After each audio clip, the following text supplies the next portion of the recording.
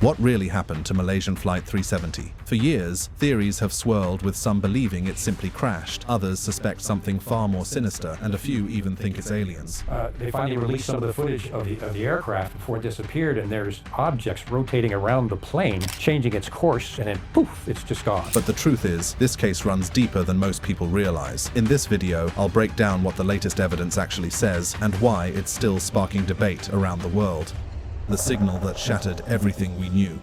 March 8, 2014, a date that would forever be seared into aviation history. At precisely 12:41 a.m. local time, Malaysia Airlines Flight 370 lifted off from Kuala Lumpur International Airport, a Boeing 777-200ER carrying 239 souls, 227 passengers, and 12 crew members, bound for Beijing, China. It was supposed to be a routine red-eye flight, the kind that happens thousands of times across the globe every single night. 5 hours and 34 minutes of peaceful cruising through the darkness, passengers dozing in their seats, the hum of engines providing a rhythmic lullaby. But Flight 370 never made it to Beijing. Instead, it vanished into thin air, triggering what would become the most expensive aviation search in human history, exceeding 200 million and spawning a mystery so profound, so utterly baffling, that even 11 years later, we're still desperately searching for answers in the depths of the Indian Ocean. What happened in those early morning hours? How does a massive commercial airliner, equipped with multiple redundant communication systems, simply disappear from the face of the earth? And most hauntingly of all, what were the final moments like for those 239 people as their plane diverted from its planned course and flew for 7 agonizing hours into oblivion? The official story, pieced together from radar data and satellite pings, reads like something out of a thriller novel. At 1:19 a.m., the captain signed off with air traffic control with a routine "Good night, Malaysian 370, a phrase that would become chillingly prophetic.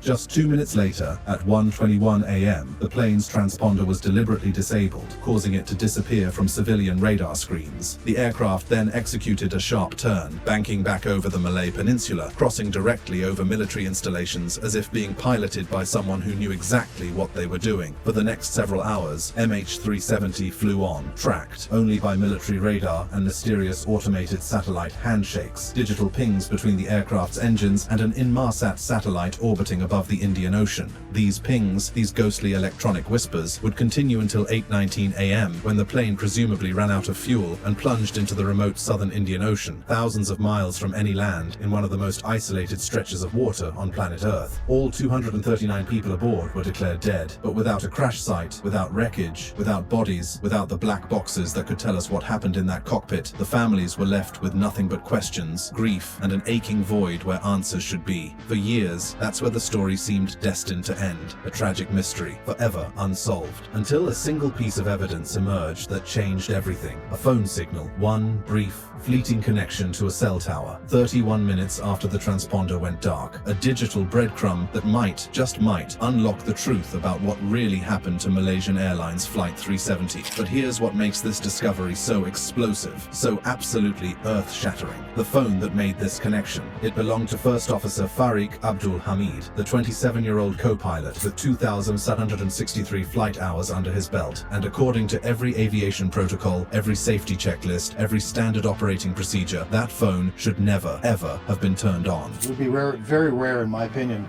to have someone with a cell phone on in the cockpit. It's never supposed to be on at all. It's part of every checklist of every airline I'm familiar with. Think about that for a moment. Let it really sink in. In the midst of whatever catastrophe, whatever emergency, whatever deliberate action was unfolding aboard Flight 370, someone in that cockpit, most likely the young co-pilot himself, turned on his personal cell phone, not to browse social media, not to check messages, but searching for service, desperately seeking any connection to the outside world. Why? Was he trying to call for help? Was he attempting to alert authorities that something had gone terribly, catastrophically wrong? Or was this the final, futile gesture of a man who knew he was about to die and wanted to reach out one last time to the world he was leaving behind? The evidence is simultaneously tantalizing and frustratingly incomplete. According to US officials who spoke to CNN, Malaysian authorities confirmed that a cell tower near Penang, Malaysia, roughly 250 miles from where the plane made its mysterious turnaround, picked up a roaming signal from Hamid's phone. The timing, precisely 1:52:27 a.m. Malaysian time, exactly 31 minutes and 6 seconds after the transponder went dark. Read that again. His was the only phone turned on. Out of 239 people aboard that aircraft, 239 souls carrying at least that many cell phones between them, only one device made contact with the outside world. Only one person, in those desperate moments as the plane carved its unauthorized path across Malaysian airspace, had the presence of mind or the opportunity to activate their phone and seek help. But here's where this story takes an even darker turn. Despite the phone searching for service, despite it successfully connecting with the Bandar Baru Farlim cell tower in Penang, no call was ever completed, no communication was recorded, no message was sent. The signal was there, brief, fleeting, a digital ghost crying out in the darkness, and then nothing. For the families of the passengers, this revelation was both a glimmer of hope and a fresh wound. It meant that someone, at least one person aboard that doomed flight, was conscious, aware, and trying to make contact as the plane flew off course. But it also meant that whatever prevented MH370 from reaching its destination also prevented that desperate cry for help from getting through. Aviation experts immediately recognized the significance. Under normal circumstances, at cruising altitude, typically 35,000 feet or higher, cell phone signals simply cannot reach ground towers. He could have tried to do something with the phone. We don't know. You know, the interesting thing about that is that no other phone's connected to it. It's just specifically his cell phone. The distance is too great, the speed too fast, the signal too weak. For a phone to successfully ping a tower mid-flight, the aircraft would need to be flying significantly lower than its assigned altitude. Typically, there's not even time to do that. But they were still high enough in which it just made the connection, and there was no speaking or no long period of time. The Malaysian Safety Investigation Report, released in July 2018, confirmed this crucial detail. According to Telecom Malaysia, follow-up tests conducted in May 2014 using a King Air 350 aircraft demonstrated that successful cell connections were possible below 5,000 feet, with intermittent connectivity occurring up to 8,000, 10,000 feet. But at the normal cruising altitude of 35,000 feet, impossible. This meant that at 1:52 a.m., as First Officer Farid Hamid's phone desperately searched for a signal, MH370 was flying low, dangerously low, low enough to be within range of ground-based cellular infrastructure. Military radar data corroborated this, showing the aircraft had descended to approximately 5,000 feet as it crossed over Penang before climbing back up and continuing its inexorable journey south. But why? Why would the plane descend so dramatically in the middle of its unauthorized diversion? Was it mechanical failure forcing the aircraft lower? Was someone deliberately flying beneath radar coverage? Or was the co-pilot, in those precious few moments of lower altitude, seizing the only opportunity he might have to signal the outside world? The implications are staggering. If Hamid was indeed trying to call for help, it suggests he was conscious, aware of the emergency, and potentially not in control of the situation. It suggests that whatever was happening in that cockpit, he was desperately trying to intervene, to alert someone, anyone, about the catastrophe unfolding at 35,000 feet. When the plane first went missing, authorities said millions of cell phone records were searched, looking for evidence calls had been made from the plane, but turned up nothing. Still, if Hamid's cell phone connected with the tower, it only adds to the evidence that the plane turned westward from its planned path, and that the plane was likely flying low enough for a cell tower to pick up the phone signal. Yet the official Malaysian investigation treated this bombshell revelation with curious restraint. Malaysia's transport minister initially dismissed early media reports about the phone signal as unverified, noting that many early leads in the investigation had proved baseless. When pressed about whether the co-pilot had attempted to make a call, the minister's response was maddeningly vague. As far as I know, no, but like I said, that would be in the realm of the police and the other international agencies, and when the time comes, that will be revealed.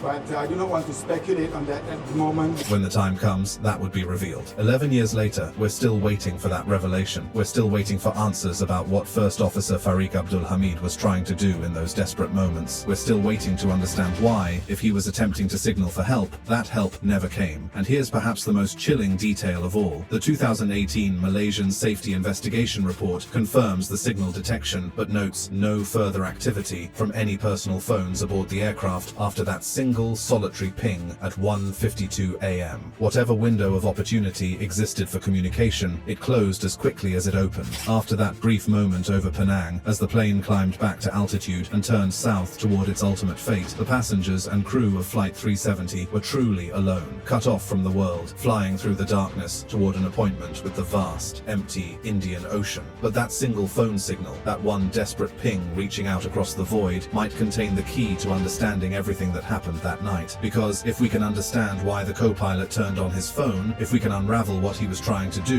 who he was trying to reach, what emergency he was responding to, we might finally be able to piece together the truth about Malaysian Airlines Flight 370. The question is, what was that truth? And more importantly, are we ready to hear it?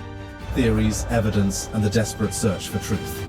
The co-pilot's phone signal changed everything. Before this revelation, investigators were working with fragmentary radar data, cryptic satellite pings, and an almost complete absence of direct evidence about what happened aboard Flight 370. But this single connection, this digital breadcrumb left behind in the chaos, opened up entirely new avenues of investigation, and with it came an explosion of theories, some plausible, some extraordinary, all attempting to explain the inexplicable. Let's start with what we know for certain, the indisputable facts that form the foundation of any credible theory about MH370's disappearance. The official timeline, painstakingly reconstructed by investigators from multiple countries, tells us that Flight 370 took off at 12:41 a.m. on March 8, 2014. Everything proceeded normally for the first 38 minutes. At 1:07 a.m., the aircraft transmitted its last routine ACARS message, an automated systems update that showed all parameters were normal. At 1:19 a.m. came the final voice contact, that now infamous sign-off, "Good night, Malaysian 370. 2 minutes later, at 1:21 a.m., the transponder stopped transmitting. The plane disappeared from civilian air traffic control screens, but it didn't disappear entirely. Malaysian military radar continued tracking an unidentified aircraft, later confirmed to be MH370, as it made a deliberate turn, crossing back over the Malay Peninsula, flying northwest over the Strait of Malacca, and heading toward the Andaman Sea. At 1:52:27 a.m., exactly 31 minutes and 6 seconds after the transponder went dark, First Officer Farid Hamid's phone pinged that cell tower in Penang. The plane was flying low, within range of ground-based cellular networks, searching desperately for any connection to the world below. By 2:22 a.m., MH370 vanished from military radar as well, but the aircraft's Rolls-Royce engines continued their automated handshakes with an Inmarsat satellite for another 6 hours. These satellite pings, analyzed through complex Doppler shift calculations, revealed that the plane flew south, deep into the Indian Ocean, until the final automated transmission at 8:19 a.m., when investigators believe the aircraft ran out of fuel and crashed into the sea. These are the facts, the hard data, the timeline that no credible theory can contradict. But interpretation, that's where everything becomes murky, contested, and maddeningly uncertain. The official investigation, led by Malaysia with assistance from Australia, China, and the United States, concluded in 2018 that Flight 370 was deliberately diverted by manual piloting. Someone in that cockpit made conscious decisions to turn off communication systems, alter the flight path, and fly the aircraft thousands of miles off course. The report's conclusion was stark. The team is unable to determine the real cause for the disappearance, but they ruled out mechanical failure, fire, or hijacking by passengers. This left only one truly plausible explanation, at least in the eyes of many investigators: deliberate action by someone with extensive knowledge of Boeing 777 systems, someone who knew exactly how to disable the transponder, how to avoid radar detection, how to program the flight management system for an automated southern journey into oblivion. Captain Zahari Ahmad Shah, the 53-year-old pilot with over 18,000 flight hours, became the focus of intense scrutiny. FBI analysis of his home flight simulator discovered deleted files showing a practice route that ended in fuel exhaustion over the southern Indian Ocean, eerily similar to MH370's suspected path. He was described as politically engaged, vocal in his support for Malaysian opposition leader Anwar Ibrahim, who had been sentenced to prison just hours before the flight took off. The pilot's suicide theory gained traction, particularly after aviation journalist William Langewiesche published a comprehensive analysis in The Atlantic, arguing it was the only explanation that fit all available evidence. The theory suggested that Captain Zahari deliberately depressurized the cabin to incapacitate everyone else aboard through hypoxia, oxygen deprivation, before setting the aircraft on its final, fatal autopilot journey south. But here's where the co-pilot's phone signal throws a massive wrench into this neat explanation. If Captain Zahari had indeed incapacitated everyone through depressurization, how was First Officer Farid Hamid conscious, aware, and capable of turning on his phone 31 minutes after the crisis began? How was he able to take action during that brief window over Penang when the plane descended to 5,000 feet? Some experts have suggested that extra oxygen was loaded into the cockpit, enough for Captain Zahari to survive a depressurization event that would render everyone else unconscious within minutes. But what about the co-pilot? Was he complicit? Was he fighting back? Was that phone signal his last desperate attempt to alert the world about what was happening in that cockpit. The alternative theories only deepen the mystery. Some aviation experts pointed to the possibility of mechanical failure, specifically a cargo fire from the 221 kilograms of lithium batteries stored in the hold. This theory, popularized by pilot and blogger Chris Goodfellow, suggested that smoke and fire in the cockpit forced the crew to turn back toward the nearest airport, but they were overcome by toxic fumes before they could complete the emergency landing. The plane then flew on autopilot for hours, a ghost flight with everyone aboard already dead. But this explanation falters when confronted with the evidence of deliberate actions, the precise timing of the transponder shutdown, the methodical turn that took the aircraft exactly along the border of Malaysian and Thai airspace, where radar coverage was weakest, and the co-pilot's phone signal suggesting someone was conscious and attempting to communicate. Then there are the more controversial theories, the ones that venture into territory that makes official investigators uncomfortable but refuse to die in the court of public opinion. The hijacking theory never quite went away, despite the lack of any credible claims of responsibility. Early in the investigation, attention focused on 2 Iranian passengers traveling on stolen European passports, but they were later identified as asylum seekers with no connection to terrorism. Still, the possibility that someone aboard the plane, whether a passenger or crew member, seized control of the aircraft continues to circulate, particularly given the deliberate nature of the flight path deviation. But perhaps the most explosive theory, one that has gained disturbing traction in recent years, involves allegations of cyber hijacking or remote takeover of the aircraft's systems. This theory hinges on Boeing's patented uninterruptible autopilot system, designed after 9/11 to prevent hijackers from using commercial aircraft as weapons. The system, at least in theory, would allow ground controllers to override pilot commands and safely land a hijacked aircraft. Conspiracy theorists seized on this technology, suggesting it could be exploited, not to save a hijacked plane, but to remotely seize control of one. Some versions of this theory claim that Flight 370 was diverted to Diego Garcia, the secretive US military base in the Indian Ocean, either to extract valuable cargo or to prevent sensitive technology from reaching China. Oh, Diego Garcia is a very secret facility.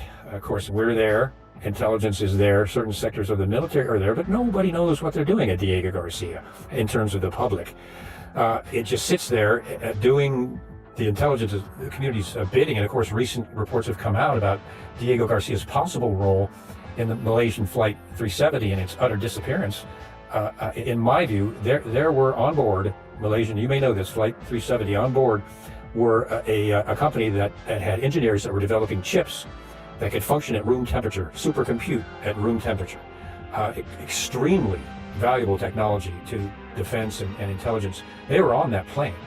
And we mentioned before, I think you have interviewed somebody on this, they finally released some of the footage of the aircraft before it disappeared, and there's objects rotating around the plane, changing its course, and then poof, it's just gone. No wreckage, and the wreckage they claim they found an ocean away wasn't even from that flight. So there's something that really needs the American people to look into, and maybe this new administration, because I think something really nefarious happened there. I think that the government has technology that we couldn't even imagine. The cargo theory had particular appeal because 20 employees of Freescale Semiconductor were aboard the flight, 12 Malaysian and 8 Chinese engineers working on advanced microchip technology with potential military applications. Wild speculation suggested these passengers held valuable patents that would be transferred upon their deaths, making them targets for corporate or state espionage. However, fact-checkers thoroughly debunked these claims, demonstrating that the patent in question existed before the flight, that the passengers were not inventors on the patent, and that standard corporate ownership structures meant no one benefited financially from their deaths. Still, the theory persists, fed by legitimate questions about why so many details of the investigation remain classified, why certain radar data from military installations was never fully released, and why the Malaysian government consulted with foreign intelligence agencies whose findings were never made public. And then there are the truly fringe theories, the ones that venture into territory most serious investigators refuse to consider, but which nonetheless captivate millions online. The alien abduction theory, the teleportation via mysterious glowing orbs theory, the black hole theory. Yes, that was actually discussed on CNN in the early days of the search, much to the embarrassment of everyone involved. These theories exploded in 2023 when researcher Ashton Forbes promoted videos purporting to show 3 glowing orbs circling Flight 370 before it vanished in a flash of light. The videos went viral, accumulating millions of reviews and spawning countless discussions about advanced propulsion technology, zero-point energy, and government cover-ups of extraterrestrial contact. Multiple forensic analyses have thoroughly debunked these videos as CGI fabrications demonstrating pixel-perfect matches to stock visual effects assets and identifying compositing errors that prove they're hoaxes. Yet they continue to circulate, particularly in communities already predisposed to believe in government conspiracies and hidden technology. What makes all of these theories, from the plausible to the fantastical, so persistent is the complete absence of definitive proof. Despite the most extensive aviation search in history, covering over 120,000 square kilometers of ocean floor at a cost exceeding $200 million, the main wreckage of Flight 370 has never been found. Only about 30 pieces of debris have washed ashore on islands across the western Indian Ocean, confirmed through serial numbers and forensic analysis to have come from the missing Boeing 777. A flaperon, a piece of the wing, discovered on Réunion Island in July 2015, provided the first physical proof that the plane had crashed. The pattern of barnacle growth and ocean drift modeling confirmed it had spent months in the Indian Ocean, consistent with the satellite data, suggesting the plane ended its journey somewhere along the 7th arc, a calculated line in the ocean where the final satellite ping originated. But without the black boxes, without the cockpit voice recorder and flight data recorder that could tell us definitively what happened in those final hours, we're left with fragments, with educated guesses, with scenarios that fit the available data but can never be proven. And that brings us back to the co-pilot's phone signal, because buried in that single desperate ping might be the clue that finally unlocks this mystery. If First Officer Farik Hamid was conscious and attempting to communicate at 1:52 a.m., it tells us something crucial about what was happening in that cockpit. It tells us that whatever scenario unfolded, whether pilot suicide, hijacking, mechanical emergency, or something else entirely, at least one person aboard was aware, alert, and fighting to reach the outside world. But the signal also raises troubling questions. Why was his the only phone that connected? Out of 239 people aboard, surely others must have been conscious during that brief window over Penang when the plane descended low enough for cell service. Were passengers prevented from accessing their phones? Had the cabin already been depressurized, rendering everyone except the flight crew unconscious? Or was there something unique about the co-pilot's position, his access to oxygen, his understanding of what was happening that allowed him this one chance to signal for help? And perhaps most haunting of all, what happened after that signal? Why did the connection fail? What prevented First Officer Hamid from completing a call, from sending a message, from leaving behind any information about the catastrophe unfolding at 35,000 feet? Digital forensics, ongoing searches, and the race against time.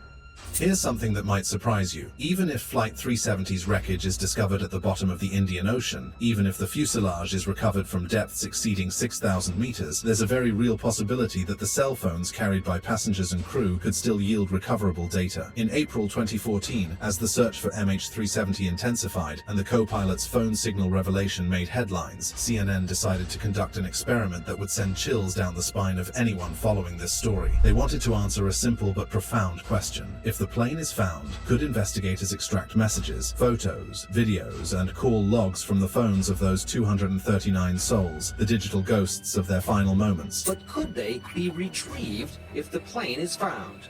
Absolutely.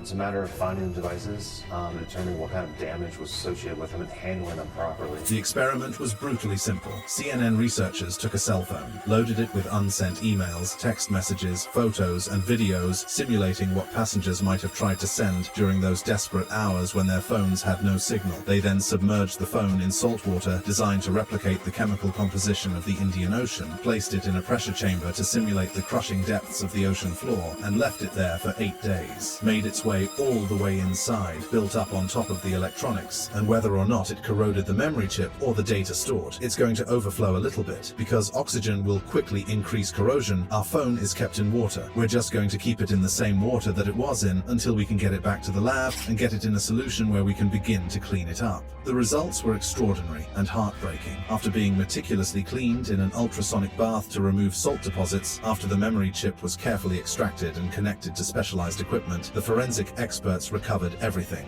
Think about what this means. Somewhere at the bottom of the Indian Ocean, in the wreckage of Malaysian Airlines Flight 370, there could be dozens of cell phones containing the final thoughts, the desperate messages, the goodbye texts that passengers tried to send as they realized their plane was flying further and further from civilization, photos of loved ones, videos recorded in those last moments, emails frantically typed but never sent because there was no signal, no connection, no way to reach the world they were leaving behind. Digital forensics experts have confirmed that modern smartphone memory chips are remarkably resilient, capable of surviving extreme conditions that would destroy almost everything else. The plastic casing deteriorates, the screens shatter, the batteries corrode, but the solid-state memory chips, those tiny silicon wafers containing gigabytes of data, can remain intact and recoverable even after years of submersion in salt water at crushing ocean depths. This is both a technological marvel and an almost unbearable reminder of what's at stake.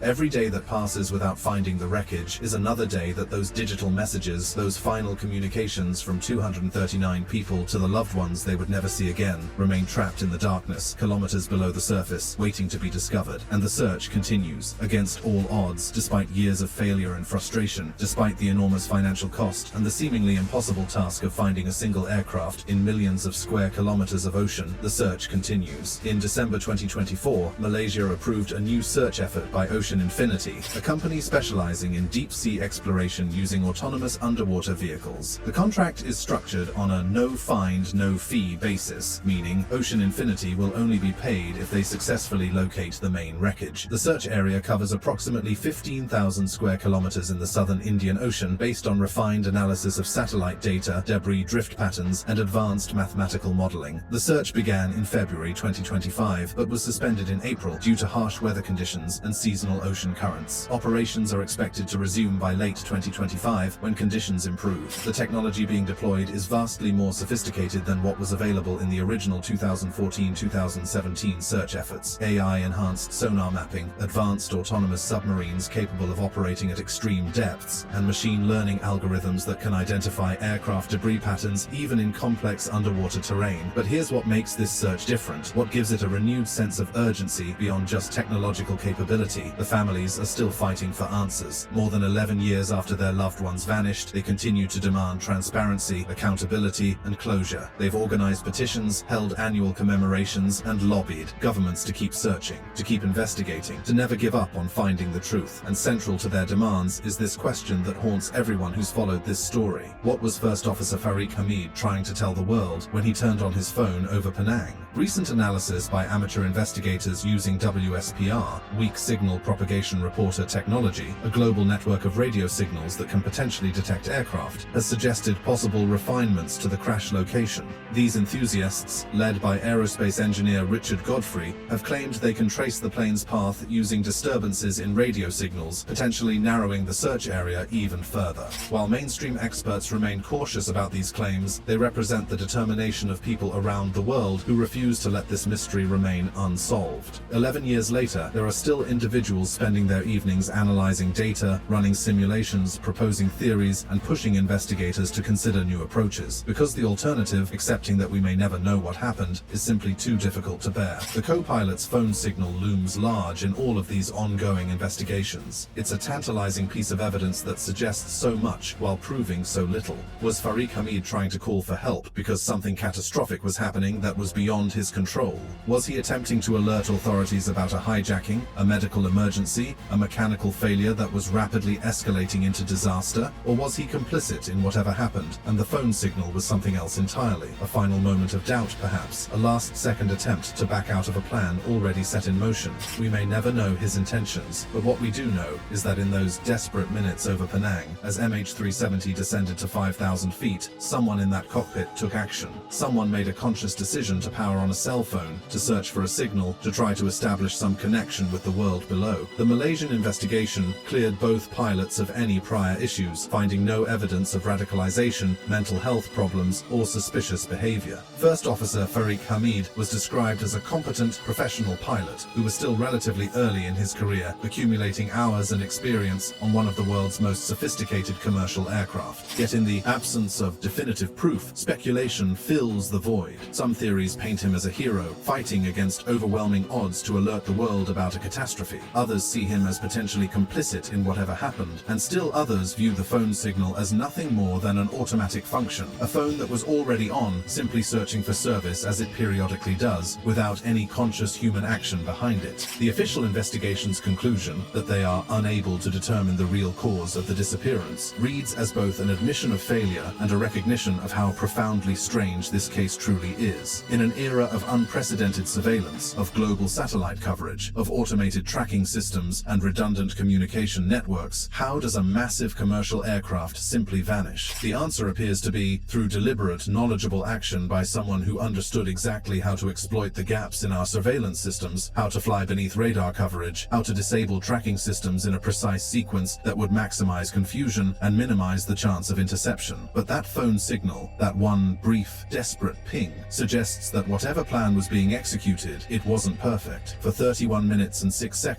everything had gone according to some script. Communications disabled, course altered, the plane flying undetected along the border of two countries' airspace, in a corridor where neither would necessarily investigate an unidentified radar contact. And then, over Penang, something changed. The plane descended. A phone searched for service. For just a moment, the absolute control that someone seemed to have over Flight 370's fate wavered, and a connection to the outside world was briefly, tantalizingly possible. What happened in that cockpit in the moments before and after that signal? What conversation took place? What emergency was unfolding? What struggle, if any, was occurring between the two pilots? These questions haunt investigators to this day. Australian investigators have suggested that the debris patterns indicate a high-speed, uncontrolled descent, the kind that would occur if the plane ran out of fuel and fell from the sky. But other experts, analyzing the flapper-on damage, have argued for a controlled ditching, suggesting someone was at the controls until the very end, guiding the aircraft into the ocean in a manner designed to minimize floating debris. If the latter scenario is true, it would explain why so little wreckage has been found. A controlled ditching that allowed the aircraft to sink relatively intact would mean most of the physical evidence is in one location on the ocean floor, waiting to be discovered. But it would also mean that someone remained conscious, aware, and in control for all 7 hours of that ghostly flight south. A chilling thought that raises even more disturbing questions about motivation and intent. As we approach the end of 2025, with renewed search efforts preparing to resume, families of the passengers and crew continue to hold out hope that this time will be different. That advanced technology, refined search areas, and sheer determination will finally locate the wreckage. That the black boxes, if they can be recovered from the ocean floor, will still contain readable data despite being submerged for over a decade. That those cell phones, those digital time capsules of final moments, can be retrieved and their data recovered. And perhaps most importantly, that the co-pilot's phone signal, that single, desperate ping that has haunted this investigation from the beginning, will finally make sense in the context of recovered evidence. That we'll understand why First Officer Farik Hamid turned on his phone over Penang, what he was trying to do, and what happened in the minutes and hours that followed. The truth is out there, somewhere beneath thousands of meters of ocean water, the wreckage of Malaysian Airlines Flight 370, along with the remains of 239 people and the answers to countless questions, rests in the darkness of the southern Indian Ocean. Every piece of debris that has washed ashore, every fragment of the aircraft that has been recovered and analyzed, points to a crash site that should be findable with the right technology, the right search strategy, and the right amount of resources. But until that day comes, until search vessels locate the main wreckage, until black boxes are recovered, until forensic analysis can tell us definitively what happened in those final hours, we're left with fragments, with tantalizing clues that raise more questions than they answer, with theories that range from plausible to impossible, with a phone signal that briefly connected to a cell tower in Penang, suggesting consciousness, suggesting intention, suggesting a desperate attempt to reach the outside world that failed by mere seconds or minutes. The search continues, the families wait, the world watches, and somewhere in the depths of the Indian Ocean, the truth about Malaysian Airlines Flight 370 waits to be discovered. That phone signal, that one brief desperate ping at 1:52:27 a.m. on March 8, 2014, might hold the key to everything. It might explain why the plane turned back.